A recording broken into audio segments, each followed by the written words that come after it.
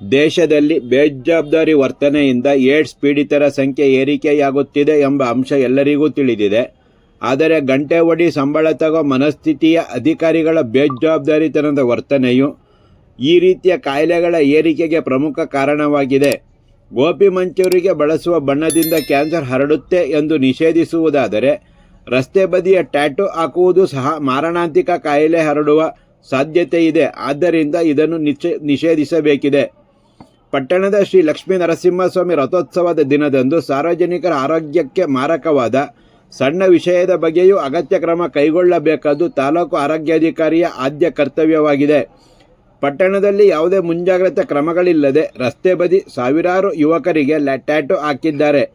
ಈ ವಿಷಯದಲ್ಲಿ ಕಣ್ಣು ಮುಚ್ಚಿ ಕುಳಿತ ತಾಲೂಕು ಆರೋಗ್ಯಾಧಿಕಾರಿ ಡಾಕ್ಟರ್ ರಾಜೇಶ್ಗೆ ಜವಾಬ್ದಾರಿ ಇಲ್ಲವೇ?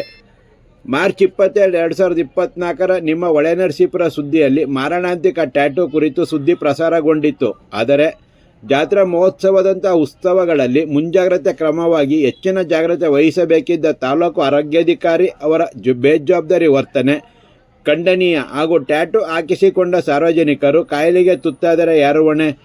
ಯಾವುದೇ ಮುಂಜಾಗ್ರತೆ ಕ್ರಮಗಳನ್ನು ಕೈಗೊಳ್ಳದೆ ಟ್ಯಾಟೂ ಹಾಕುತ್ತಿದ್ದಾರೆ. ಕೇಳಿದವರಿಗೆ ಮಾತ್ರ ಸೂಜಿ ಬದಲಿಸುವ ಇವರುಗಳು ಟ್ಯಾಟೂ ಹಾಕಲು ಎಲ್ಲರಿಗೂ ಒಂದೇ ಡಬ್ಬಿಯ ದ್ರಾವಣಕ್ಕೆ ಸೂಜಿ ಮುಳುಗಿಸಿ ಟ್ಯಾಟೂ ಹಾಕಿದ್ದಾರೆ. ರೋಗ ಹರಡಲು ಈ ಒಂದು ಕಾರ್ಯ ಸಾಕಲ್ಲವೇ? ಜಾತ್ರಾ ಮಹೋತ್ಸವದಲ್ಲಿ ಟ್ಯಾಟೂ ಹಾಕಿಸಿಕೊಂಡ ಸಾರ್ವಜನಿಕರಿಗೆ ಯಾವುದೇ ರೀತಿಯ ಕಾಯಿಲೆ ಅಥವಾ ಅನಾಹುತ ನಡೆದಲ್ಲಿ ತಾಲೂಕು ಆರೋಗ್ಯಾಧಿಕಾರಿ ಸಂಪೂರ್ಣ ಜವಾಬ್ದಾರರು. ಮತ್ತು ಈಗಾಗಲೇ ಹಾಸನ ಜಿಲ್ಲೆಯಲ್ಲಿ ಹೊಳೆನರಸೀಪುರ ತಾಲೂಕು ಏಡ್ಸ್ ಪೀಡಿತರ ಸಂಖ್ಯೆಯಲ್ಲಿ 4ನೇ ಸ್ಥಾನದಲ್ಲಿ ಪಡೆದಿದ್ದು, ಈ ರೀತಿಯ ಬೇಜವಾಬ್ದಾರಿ ಅಧಿಕಾರಿಗಳು ಹಾಗೂ ಕಾರ್ಯಗಳಿಂದ ಪ್ರಥಮ ಸ್ಥಾನ ಪಡೆಯುವ ಸಾಧ್ಯತೆಯೂ ಹೆಚ್ಚಿದೆ ಎಂದು ಪ್ರಜ್ಞಾವಂತ ನಾಗರಿಕರು ಆಕ್ರೋಶ ವ್ಯಕ್ತಪಡಿಸಿದ್ದಾರೆ.